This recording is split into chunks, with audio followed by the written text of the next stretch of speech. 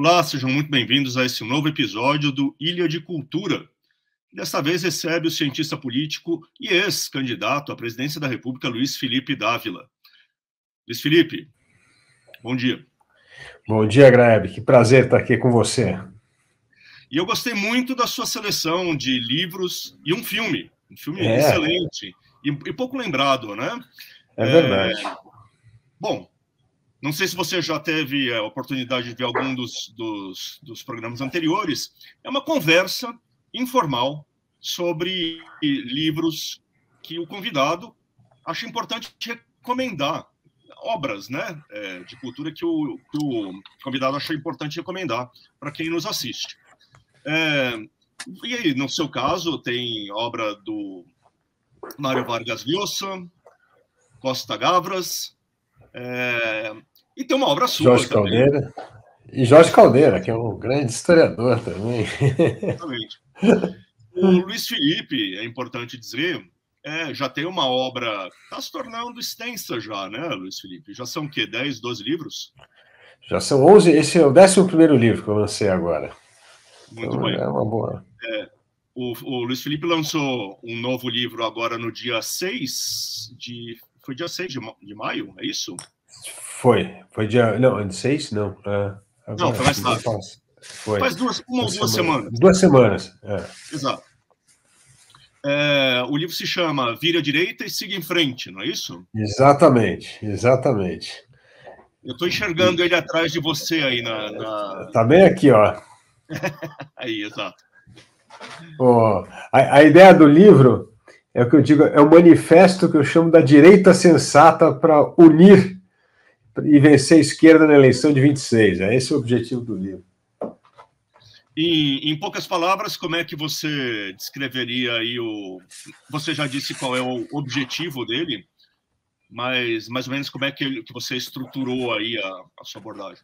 Bom, Grabe, uma coisa interessante que na última campanha eleitoral a direita fica dividida, né? Por essa pauta, o que divide a direita? E o que a gente precisa descobrir qual é o mínimo denominador comum para unir a direita, né? E aí eu vejo que tem alguns pontos que seriam muito bons para unir a direita. O primeiro é a questão da abertura econômica. Nós todos sabemos que nenhum país tem crescimento econômico sustentável com uma economia fechada. O Brasil é uma das economias mais fechadas do mundo. E isso tem esse antiliberalismo no Brasil, que não precisamos ter uma economia fechada para proteger a indústria nacional. Esse nacionalismo econômico é um verdadeiro atraso para o país, né? E o único setor do Brasil hoje que compete na economia global, como você sabe muito bem, é o agronegócio. E hoje a mola propulsora do crescimento econômico do Brasil é justamente o agronegócio. Por quê? Porque compete internacionalmente. Imaginar que o Brasil hoje é a 8ª economia do mundo, exporta menos que a pequena ilha de Taiwan, mostra a absoluta irrelevância do Brasil no comércio global, tá certo? Então, o primeiro ponto é focar na abertura econômica. O segundo que eu chamo é esse combate a esse nacional-estatismo, né? Essa história desse Estado indutor, centralizador. A gente precisa tirar o poder de Brasília, devolver o poder para os estados e municípios, abrir a economia. E, finalmente, 2 bandeiras muito importantes que a esquerda capturou e que são bandeiras da direita, né? A primeira é a economia de baixo carbono. Eu digo que a primeira grande estadista a tocar na questão ambiental foi a Margaret Thatcher, né? Ela que criou isso no cerne do do Partido Conservador Inglês, em 1979, em 80, quando ela assumiu, ela colocou ali a preservação do meio ambiente, vai entrar na história da economia de baixo carbono já com uma meta importante. E o Brasil tem um enorme potencial nessa área, né, Grebe? Nós temos capacidade de capturar 50% da emissão de carbono do mundo, plantando árvore em área degradada, que não serve para agricultura. Então é um negócio incrível. Mas essa oportunidade é via mercado, e não via Estado, como o governo quer. O governo quer cada vez mais Estado e esse complexo de culpa, né? Não, os ricos têm que financiar a gente que é pobre. É uma bobagem total. É via mercado. É como fazer com que esse mercado de carbono aconteça. E o Brasil tem um enorme potencial nisso. E a outra bandeira é a educação básica, que a esquerda, agora de falar em educação, nós temos uma educação básica desastrosa no Brasil, em todos os níveis, como você sabe. 60% das nossas crianças não estão devidamente alfabetizadas aos 6 anos de idade e 46% dos jovens abandonam o ensino médio antes de terminar. Como é que essa juventude vai conseguir emprego nesse Brasil que a indústria do conhecimento inexiste com uma educação tão baixa? Né? Então é um ponto isso, é tentar achar aí esse mínimo denominador comum para unir a direita, e não ficar tratando as questões que desunem a direita, né? Como o caso de as divergências na pauta de costumes, tal. Isso aí tem que ser tratado de uma forma secundária. A gente tem que focar naquilo que é importante para o Brasil voltar a crescer como nação. Muito bem. Bom, vamos passar então para as suas recomendações, Felipe. Eu vou seguir a ordem que você mesmo propôs me mandar os livros que você tinha selecionado, né, as obras que você tinha selecionado. Você começa com um livrinho no sentido de ser pequeno, do Mário, né, Mário Vargas Llosa, A Sociedade... A Civilização do Espetáculo. A Sociedade do Espetáculo é do Guy Debord, né, que é uma outra pegada, é outra coisa. Exatamente. Do Espetáculo do Mário Vargas Llosa, está lançado no Brasil pela Objetiva. Isso. Está com um livro aqui na minha frente. É um ensaio, né, um conjunto de ensaios em que o Vargas Llosa tenta fazer um diagnóstico sobre a sociedade mundial atual, né? O que é que você destaca como... Por que você acha que ele acertou no alvo ao fazer esse diagnóstico? Olha, Grebe, eu acho que ele toca num ponto fundamental, é que nós negligenciamos o humanismo, ou seja, os valores, a cultura, a alta cultura, como ele chama, a filosofia, porque essas coisas, na verdade, constituem a raiz da nossa civilização. Então, a gente tem uma ênfase muito grande hoje em enfatizar a importância da ciência, da tecnologia, da matemática. Realmente são coisas importantes. Mas se nós negligenciarmos o humanismo, não tem como manter a civilização. A civilização nossa tem esses fundamentos, né, da alta cultura, como ele disse. Né? E ele aí separa muito do que é essa alta cultura, que é essa coisa de transcendência, do entretenimento, que é a coisa rasa, imediatista, para se divertir. E hoje o entretenimento não só invadiu a cultura, como invadiu o jornalismo, como invadiu tantas outras atividades da sociedade. Então, essa banalização, a política, e essa banalização de tudo virou entretenimento, tudo virou like, tudo virou, sabe, conseguir seguidor. Isso é um desastre para a civilização, né? Porque a democracia, a liberdade só funciona numa civilização que reconhece esses valores transcendentais da cultura, da filosofia, da arte, como ele diz. E mais, isso é fundamental para o respeito, para a tolerância, para a civilidade, que sem essas coisas não existe liberdade, não existe democracia plena. Então eu acho que ele toca num ponto fundamental. E aí ele toca numa outra crítica que eu também faço muito, né, que é a degeneração da elite, né, não só no mundo, mas principalmente no Brasil. Ou seja, é uma elite que não tem mais o senso de dever, de obrigação, justamente porque ela se distanciou dessa questão humanista e virou uma coisa utilitária, né? A elite hoje é quem fica rico, a elite hoje não tem nada a ver com o sentido nobre da palavra elite, né? Então, eu vejo que ele entende que essa civilização do entretenimento, que ele chama do espetáculo, é, na verdade, um câncer civilizatório, né? Porque ela invade todas essas áreas que, na verdade, são fundamentais para nós mantermos uma sociedade livre, democrática, tolerante e que respeite as regras da civilidade. Então eu acho que ele tocou num ponto fundamental que a gente não pode esquecer, e por isso que eu sugiro o livro, que é o começo para entender essa crise do humanismo, como ele diz. Ao meu ver, é o ponto de partida para nós discutirmos as grandes reformas que a gente vai ter que fazer na sociedade para resgatar o valor dessa tradição humanista. E o Mário Vargas Llosa, enfim, é um personagem extraordinário, né? Um daqueles raros caras que conseguem ser brilhantes na ficção, e também tem uma obra de ensaio, de pensamento político, que é mais do que respeitável, né? Com certeza, ele é extraordinário nisso, é como você falou, é um prêmio Nobel da literatura e é um grande ensaísta, e cada vez mais, na sua velhice, ele vem escrevendo sobre ensaios políticos, né? Tem um outro livro dele, aquele La Llamada de la Tribu, que é fantástico, faz toda a sua formação intelectual, por que ele se tornou depois um liberal, né? Então ele trata ali de Adam Smith, Ortega y Gasset, e tantos outros autores. Então é interessante ver como uma pessoa como Vargas Llosa conseguiu transitar bem, tanto na literatura quanto no ensaio, o que mostra um pouco disso que ele escreve no livro, que é o seu lado humanista, né? Ele é um humanista, na verdade, né? E por isso que ele transita tão bem em todas essas frentes. E é muito interessante, só um parêntese aqui, né? Sempre que o Mário Vargas Llosa vai escrever sobre política, e é uma coisa que acontecia com o Otávio Paz também, que também era um liberal mexicano, mas também tinha essa pegada, tinha abandonado a esquerda também, assim como o Mário Vargas Llosa fez, né?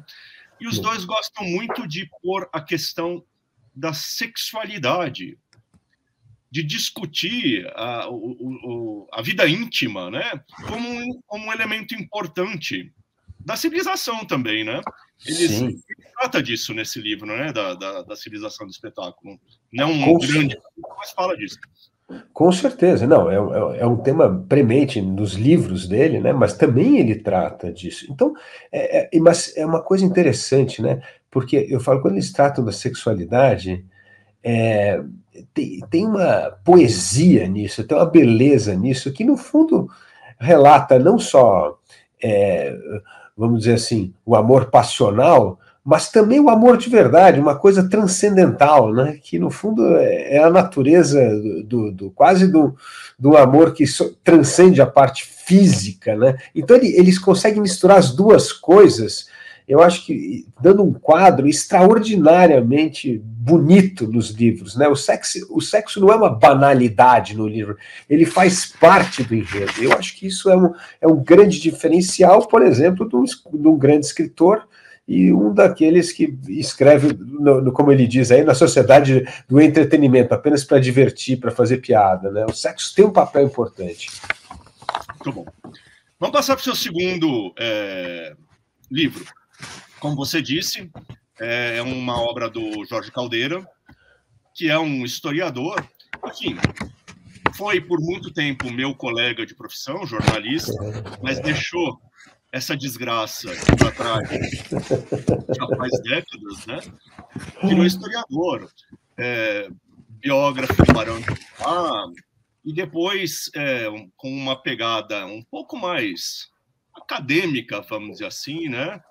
Fez diversos livros sobre a história da economia brasileira. Isso. Estudou mercantilismo, e o livro que você destaca é aquele em que ele põe o empreendedor de volta na história brasileira. Ele mostra que o empreendedor foi um personagem ignorado pelos clássicos da nossa historiografia. É isso, né? História do Brasil com empreendedores. Exatamente. História do Brasil com empreendedores é um livro fascinante, porque, na verdade, ele desconstrói uma ideia muito marxista e até é o que eu chamo da direita, é a combinação da direita antiliberal com a esquerda marxista. Então, é a mistura do Caio Prado Júnior com Oliveira Viana, que é esse antiliberalismo. E é interessante isso, porque toda a história, quando a gente leu sobre o período colonial na escola, parece que o Brasil era um feudo latifundiário explorado por esses grandes fazendeiros, com mão de obra escrava, e que era uma economia estagnada, tal. E o Jorge Caldeira levanta uma documentação extraordinária que mostra exatamente o oposto, que a sociedade colonial brasileira era uma sociedade de empreendedores, né? E que essa coisa do latifúndio era era uma parcela mínima da economia. E aí, então, ele mergulha na documentação, lá principalmente do Guilherme Pereira de Almeida e de outros personagens, para descrever o Brasil dos tropeiros, né, que tinha um comércio gigantesco, não era só a venda de mulas e gado pelo Brasil inteiro, mas eles eram verdadeiros banqueiros, eles faziam empréstimos, eles comercializavam safras, eles traziam encomendas, né? Então tinha um dinamismo nessa economia colonial que é totalmente negligenciado pela história brasileira. E eu sempre achei que o Brasil tem uma verve empreendedora que praticamente só os norte-americanos têm igual. A gente tem uma coisa de fazer, tirar as coisas do zero, e isso o Jorge Caldeira mostra que é uma coisa, uma característica nossa dos últimos 500 anos. Então ele mostra duas coisas interessantes. Primeiro que os degradados aqui casaram com os índios, né? Com as índias. E esse casamento com as índias foi fundamental para forjar essas alianças não só militares, mas econômicas também. Era comércio dos escravos indígenas, naquele tempo ainda não tinha a escravidão da África, né? Tinha essa história de forjar metais como ferro, tinha um escambo gigantesco, trocava ferro por escravo, aumentava a produção, e ele vai contando dessas fortunas criadas no Brasil colonial, que na verdade eram comerciantes, né? Então você tinha desde o tropeiro, tinha essa turma que trabalhava com minério, tinha o próprio comércio de açúcar e de escravos. Então ele mostra um dinamismo na economia colonial, e ele diz o seguinte, que esse dinamismo existiu porque não tinha Estado. Porque o Portugal tinha abandonado o Brasil e só controlava uma pequena porto ali, Recife, Salvador e aqui Porto de Santos, por onde saía o açúcar, mas o resto do Brasil era totalmente abandonado. O Estado não conseguia penetrar nesse interior do Brasil.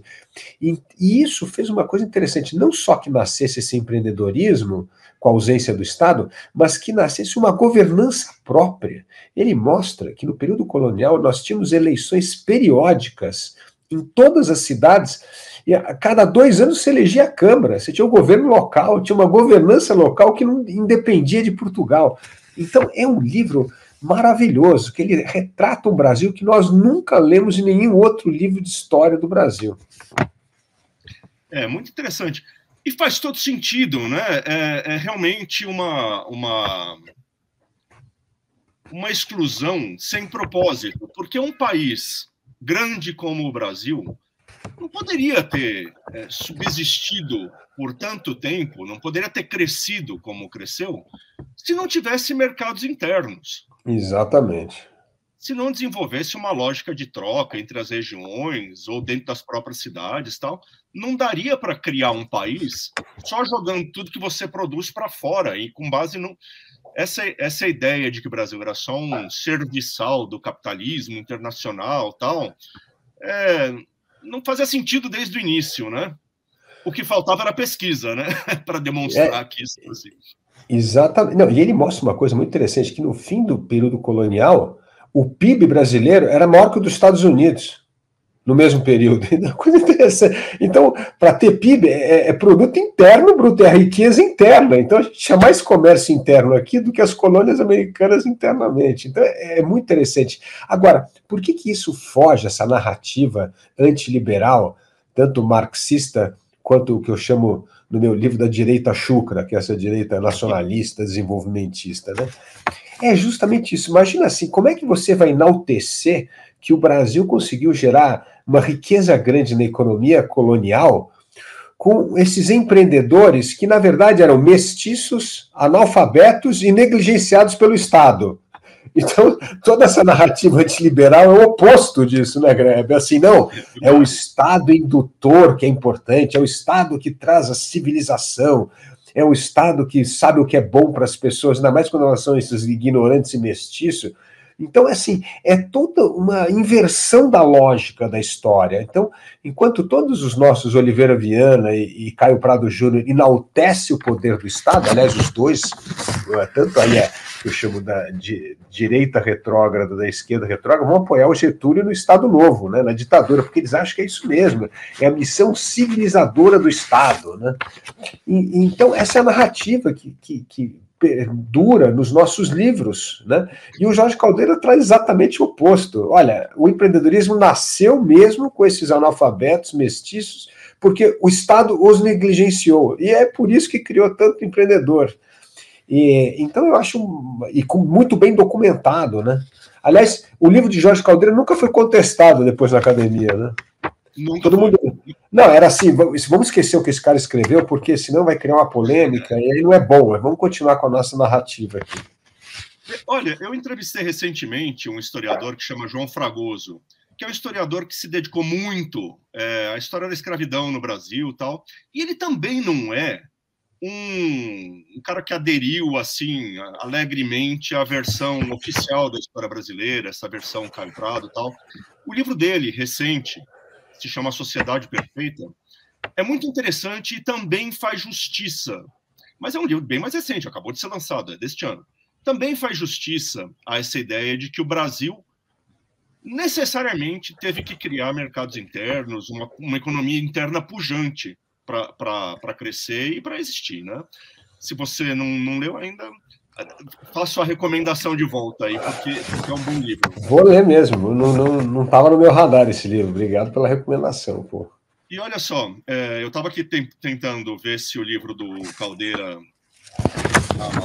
está disponível. Pelo que eu percebo, está esgotado o História do Brasil com Empreendedores. Ah, é? Eu estou vendo aqui pela Amazon, R$338, é livro de Nossa! Então fica aqui a dica, o Jorge Caldeira, ele tem uma editora que é a Mameluco, ele lança as obras dele, está na hora de pôr uma nova edição no mercado, né? A um preço decente. Com certeza, né? Ainda mais esse assunto nesse momento que a gente precisa discutir o papel do Estado e essa abertura econômica que eu menciono no meu livro. Bom, eu passo para o seu livro agora, Felipe, que é um livro que, para começo de conversa, cobre uma lacuna, né? A gente tem muito pouca literatura de pegada biográfica a respeito dos nossos estadistas, dos nossos presidentes. Se você for olhar nos Estados Unidos, por exemplo, cada presidente americano tem 8, 9 biografias, a cada 3 anos sai uma biografia diferente, pegando o cara por um aspecto diferente. Um olha para a atividade econômica, outro olha para, sei lá, a relação dele com o escravagismo. Enfim, aqui no Brasil, a gente sequer tem biografias disponíveis, facilmente encontráveis, dos nossos primeiros presidentes. Não existe isso, né? É verdade. É verdade. E você cumpre você cobre, de certa forma, essa lacuna, né? Com caráter e liderança. Você pega lá desde o José Bonifácio, passa pelos imperadores, trata dos primeiros 3 presidentes que tinham uma pegada mais liberal, depois vem já para personagens da nossa República, fala do Ulisses Guimarães, fala do Fernando Henrique Cardoso. O seu livro ele cobre uma lacuna, né, que é a falta de obras de pegada biográfica em relação aos nossos presidentes, a políticos importantes da história, né? Nos Estados Unidos, você vê a cada 2 ou 3 anos aparecerem novas biografias que enfocam os grandes personagens, cada hora de um prisma, né? A economia, a política, a sociedade, enfim. Aqui a gente não tem isso. E você fez um ensaio ali, um livro ensaístico, que pega desde um dos nossos pais fundadores, o José Bonifácio, passa pelos imperadores, vem para os primeiros presidentes da República, de pegada liberal, né, não os militares, e chega até os dias de hoje. Falo ali do Ulisses Guimarães, do Fernando Henrique Cardoso, e me parece que a ideia que unifica está nas 2 palavras que são o título do seu livro, né? É isso mesmo? É isso mesmo, Grebe, você tocou no ponto certo. Eu sempre fiquei muito impressionado como que nos Estados Unidos, como você bem disse, tem biografias dos presidentes americanos, praticamente todo ano sai centenas de novas biografias sobre todos eles, né? E isso é uma preocupação importante com os pais fundadores do país, com os grandes estadistas, né? Esse enaltecimento dos grandes estadistas. E eu me lembro estudando história, na verdade, todo mundo trata de maneira pejorativa. E a gente tem uma democracia hoje sólida por causa das obras desses grandes estadistas. E o que une esses grandes estadistas, eu uso lá a palavra caráter e liderança, por duas coisas. Primeiro, porque todos eles tiveram uma coisa em comum: eles estavam preocupados em construir instituições fortes, democráticas, o Estado democrático de direito e zelar pela democracia. Então, isso é muito importante. Né? E o segundo ponto é que tinha essa questão que eu chamo da liderança. Né? Eles não tinham medo de ser impopulares para defender aquelas questões. Eles achavam que eles estavam na política com esse senso de dever, era para fazer isso. Se não era para fazer isso, ele preferia pegar o boné e ir embora. Mas não estava ali por uma maneira de ficar na política só por ter o prazer de exercer o poder. Né? Então eu comecei, a minha ideia inicial era repetir a obra do Tarquínio de Souza, que tinha feito lá 10 volumes da história dos fundadores do Império do Brasil. Aí o meu editor falou, nossa, se eu for fazer um volume de cada um, ninguém vai ler. Né? Então, melhor você condensar tudo num livro só. Inclusive, essa linha do tempo fica mais claro qual foi o legado que cada um deixou. E foi baseado nisso, aliás, conversando com o Jorge Caldeira, que eu acabei condensando num único livro.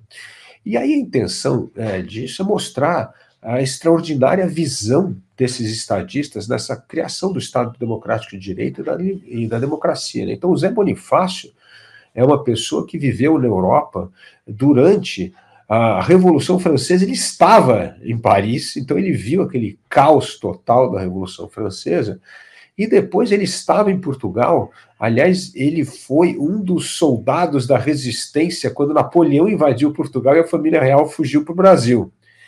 Então ele viu que desgraça que é governos revolucionários, né, que não tem nada de construir esse futuro maravilhoso que eles pregam, mas que no fundo é criar uma tirania.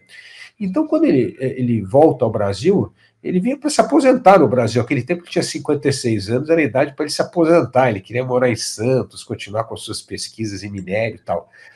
E aí vem todo o seu empenho para a luta da independência do Brasil, e ele se torna, na verdade, o primeiro, vamos dizer assim, o primeiro-ministro do governo de Dom Pedro I. E ele tem um papel fundamental da criação de uma monarquia constitucional. Ele achava que era importante ter um parlamento livre, eleições livres.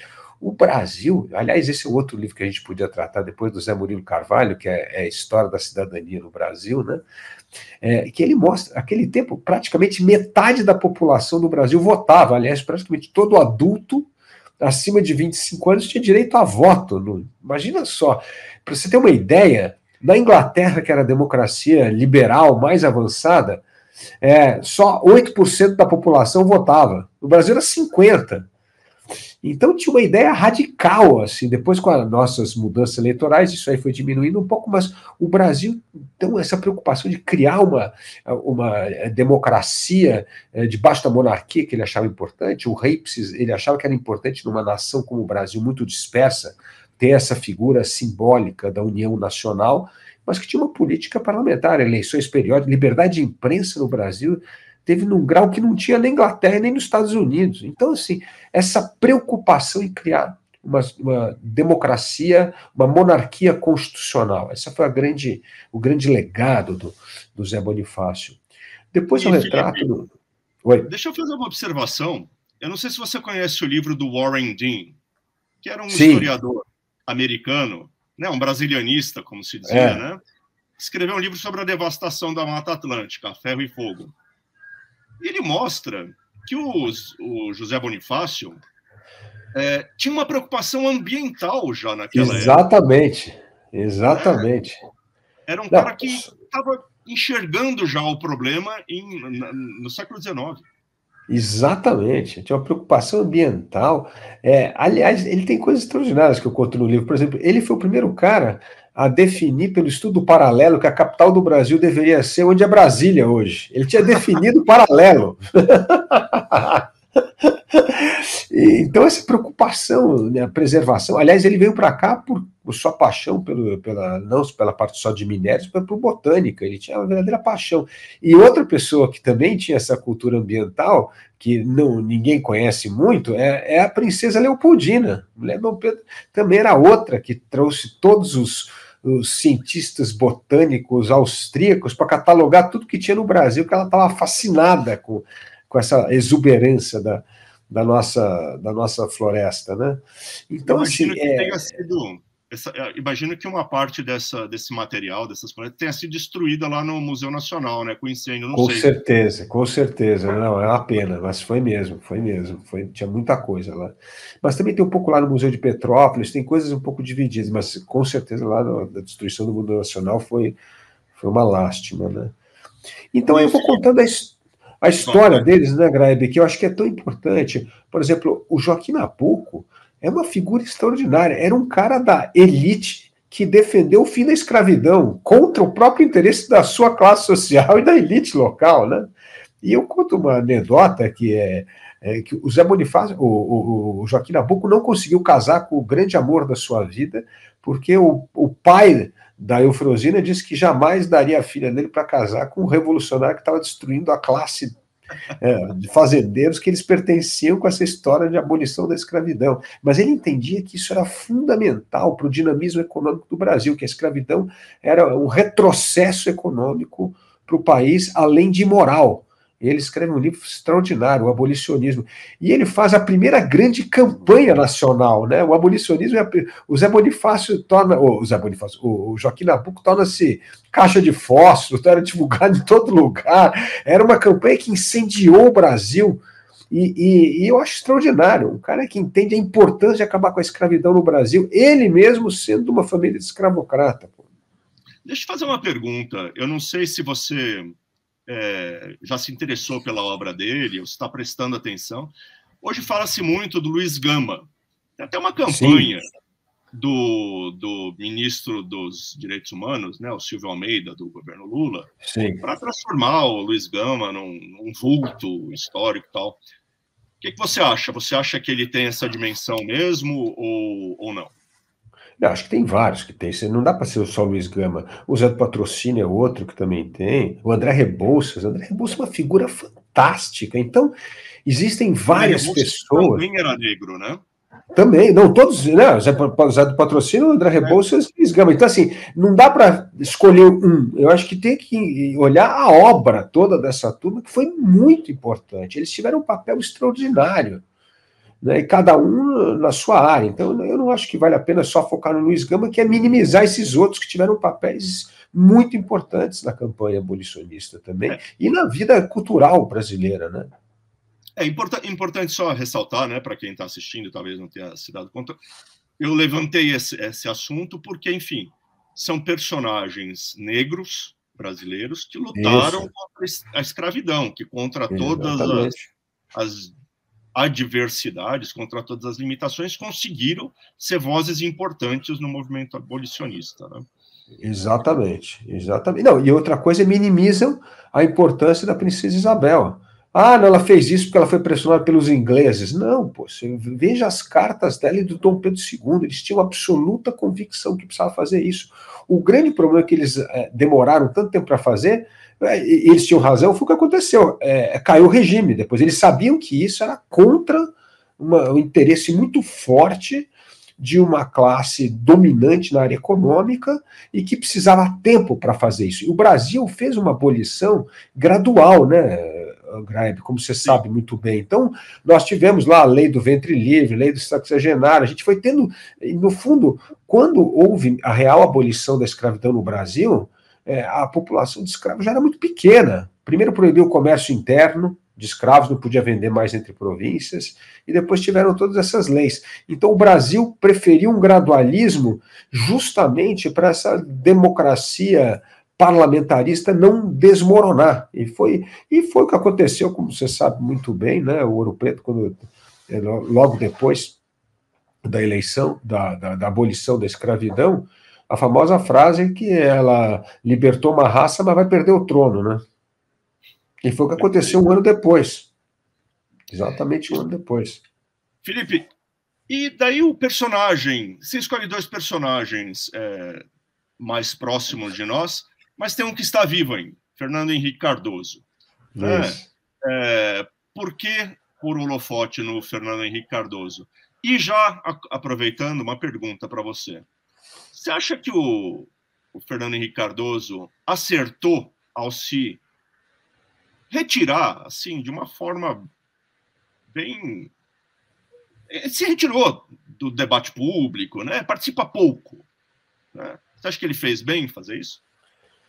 Bom, primeiro vamos aqui ao legado do Fernando Henrique. Fernando Henrique tem um legado extraordinário, né? Porque ele, ao destruir a inflação com o Plano Real, ele na verdade, começa ali a reconstrução da democracia. Então é muito importante isso. O Fernando Henrique sempre entendeu que o fortalecimento das instituições passava justamente para livrar o Brasil desse câncer que era a inflação galopante no Brasil, que durante 20 anos atormentou o Brasil. Nós tivemos dezenas de planos de canetada e nunca funcionou nenhum plano.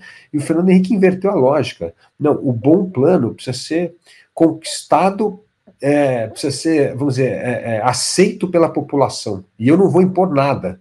Então teve todo um processo de juntar primeiro as melhores cabeças, o que é uma coisa extraordinária, que pouca gente faz hoje, né? Reunir os maiores talentos para elaborar o plano. E depois que elaborar o plano, como é que nós vamos explicar isso para as pessoas, né? E ele fez uma coisa muito interessante que eu descrevo no livro. Tinha a famosa URV, que na verdade era um indicador que ia desinflacionando a moeda para poder limpar o que ele chamava da inflação inicial, para depois ter o real em si, né? E ele diz, eu não vou impor isso com uma lei, eu quero que as pessoas voluntariamente adotem a URV para renovar contratos, para que elas tenham confiança nisso, porque se elas tiverem confiança nesse mecanismo, elas terão confiança na moeda depois. Então, e aquilo era um desafio político gigantesco. Então, o Fernando Henrique é uma pessoa que abriu mão de muitas das suas convicções mais social-democrata para poder fortalecer a moeda, abrir a economia, privatizar empresas, porque ele achava que tudo isso era fundamental para o fortalecimento das instituições democráticas. Então, é um grande estadista, não há dúvida nenhuma que o Fernando Henrique deixou um legado de construção de instituições no Brasil, que depois foram, evidentemente, todas dilapidadas pelo Lula, mas ele deixou uma obra muito importante. Não é só o fim da inflação. O fim da inflação proporcionou reformas estruturantes no Estado para fortalecer a democracia e a economia de mercado. E a gente sabe que a raiz social-democrata dele, por certas vezes, era até contrária a alguma dessas teses, mas ele entendeu a importância disso para o fortalecimento da democracia. Então, eu entendo isso, que essa é uma grandeza dele como estadista, na época que ele serviu como presidente da República no Brasil.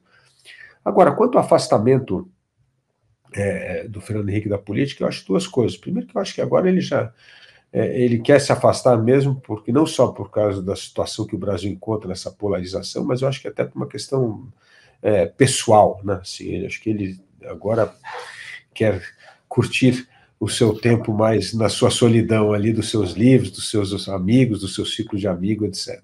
Então acho que ele tem todo o direito de fazer isso, ainda mais uma pessoa que serviu tanto ao país como ele fez. Agora, eu entendo que não é ele só, mas o PSDB foi destruído. Eu acho que isso é outra grande tristeza que o Fernando Henrique deve guardar como mágoa e não querer se manifestar. E foi destruído porque o PSDB virou um partido de cacique que nunca formou sucessores, né? Nós, Greg, que conhecemos bem essa história, se você pegar de 95 a 2018, praticamente foi um oligopólio de Serra e Geraldo Alckmin para disputar os cargos mais importantes, seja a Prefeitura de São Paulo, o Governo de São Paulo, o Presidente da República. O único que furou a bolha foi o Aécio, numa eleição de 14, mas o resto foi um domínio de duas figuras. Agora, não é possível que um partido que ficou no poder de 95, né, pelo menos aqui em São Paulo, até 2016, não conseguiu formar quadros, né, não só para concorrer às eleições, mas para assumir o partido. né? O partido foi se desvinculando, distanciando cada vez mais da sua base. E é uma tristeza ver o PSDB acabar, porque eu falo que a morte do PSDB é uma morte de uma esquerda inteligente, que dá para conversar, uma esquerda que, sabe, entendia a economia de mercado, que entendia a importância das instituições, a importância do Estado Democrático de Direito. Então, assim, criou-se um vácuo na política brasileira com esse fim da esquerda inteligente. Muito bem. Felipe, a sua proposta, sua recomendação mais surpreendente para mim, pelo menos, foi o filme do Costa Gavras, né? Porque não é o filme mais lembrado dele, é um filme ali de meados da década 70. 74, né? Acho que é. Sobre, deixa eu ver aqui, 75. 75. Eu tinha anotado aqui. Sessão Especial de Justiça, 1975. Um filme sobre a França na época do regime de Vichy, ou seja, o regime que colaborava com o nazismo, né? Um oficial nazista é assassinado e os chefes lá nazistas forçam o regime francês a encontrar culpados e a julgá-los sumariamente ali num espaço curtíssimo, né? Sei lá, uma semana, 10 dias. Por que esse filme é uma recomendação importante para entender o momento político atual? Foi isso que você me disse. Nosso momento político atual. Bom, o ponto é o seguinte, o jeito que o populismo vem destruindo a democracia é corrompendo o Estado democrático de direito, transformando a justiça numa plataforma para fins políticos, né? Esse é o mal dos nossos tempos, né? Isso acontece no Brasil hoje, infelizmente, aconteceu na Polônia, na Hungria. Então, onde vai a história é como capturar a justiça, né? Porque capturando a justiça é possível dar um verniz de legalidade a atos arbitrários, e isso é o começo do fim do Estado Democrático de Direito, né? Então, eu escolhi esse filme porque eu acho que é importante assistir o que acontece quando a justiça se submete à lógica política. É isso que acontece, é o fim, é uma justiça de fachada, ela não, é a desconfiança em relação às leis, à Constituição, às instituições. E esse é um filme muito interessante, porque o Costa Gavras sempre gostou de temas políticos, como você sabe muito bem, e aí a história passa-se na época que a Alemanha ocupa a França na Segunda Guerra Mundial, e na parte, vamos dizer, do sul da França ali, existia o governo de Vichy, que parecia que era um governo independente, mas não era nada. O general Pétain era totalmente submetido aos desígnios, aos desejos do governo nazista. E aí tem um oficial alemão que é assassinado no metrô de Paris. E como Paris era uma área ocupada, ali, óbvio, não tinha justiça porque estava nas mãos dos alemães. Então eles obrigam o governo de Vichy a matar 6 pessoas para revidar a morte do oficial nazista. Não só eles determinam o número de pessoas que teriam que ser condenadas por essa justiça, mas ele escolhe os perfis. Precisa ser judeu, que eles não gostam, precisa ser comunista, precisa ser... Então, assim, é uma coisa absurda. E aí eles fazem um julgamento absolutamente falso para condenar essas pessoas. Então, eu acho que é um ótimo filme para nós compreendermos o desafio de países como o nosso, onde a justiça cada vez mais serve como um palco da política ao invés de um cumpridor da regra da lei e da Constituição. Então, todo esse ataque que nós hoje temos à liberdade de expressão, esse voluntarismo monocrático que tenta, com uma canetada, enterrar a Operação Lava Jato, mesmo quando há réus confessos, né? É algo muito preocupante, ao meu ver, porque mostra, sim, sinais de degeneração do Estado democrático de direito. E quanto mais desconfiança você tem nas instituições, mais as pessoas caem no conto do vigário do populista, que é o antissistema, que diz que vai botar ordem nas coisas, que vai acabar com tudo que está aí. Então, é um filme para nos alertar dos riscos que ocorrem quando uma sociedade passa a tolerar a degeneração da sua justiça. E eu acho que um aspecto bem interessante do filme, assisti faz tempo, mas eu me lembro que existe uma resistência inicial Isso. Das autoridades a fazer aquele julgamento. Exatamente. Porque, ele tem que mudar os juízes, ele tem que mudar alguns juízes porque não topam fazer aquilo. Ele vai colocando ele vai escolhendo os juízes que, mesmo constrangidos, acabam aceitando aquele veredito dos nazistas. Mas tem os que topam. Tem os que topam. Exatamente. Exatamente. Essa é a parte grave. Aqueles que se dobram a essa pressão política, né? E por isso eu acho que é um sinal de alerta para nós. Eu digo que essas recomendações é para nós entendermos melhor o mundo em que vivemos, como tem já um passado que explica isso, e que o que nós temos de fazer para evitar que isso ocorra, né? Porque uma outra coisa interessante era a gente poder escolher, por exemplo, qual foi a resistência na França na guerra, que é outra história legal também, né? Mas eu queria mostrar os sinais de alerta, assim, olha o que acontece quando deixamos as coisas, os nossos pilares civilizacionais deteriorarem, seja a cultura, seja o conhecimento da história, e seja o poder judiciário como o grande guardião do Estado democrático de direito. Sensacional, Felipe. Como eu imaginei, foi uma conversa ótima. Adorei as suas recomendações e adorei o papo. Muito obrigado por ter topado participar do programa. Obrigado, Greg. Um grande prazer estar aqui com vocês. Um abraço a todos. Um abraço, Felipe. Muito obrigado a vocês que acompanharam esse novo Ilha de Cultura. Até a próxima.